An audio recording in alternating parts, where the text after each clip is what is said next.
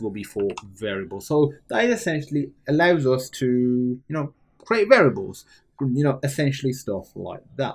Then we have the code segment. This is represented by .text, and this is essentially, the main area in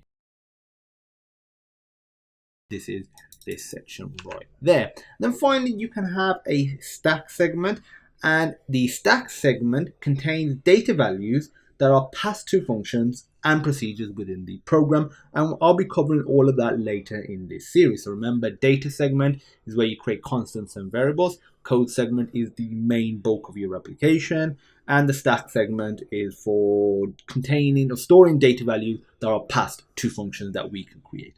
That's it for memory segments. If you have any questions, feel free to pop me a message, and we'll be covering all of this in greater depth later on in the series, and we'll actually be coding it as well. Look forward to seeing you in the next video.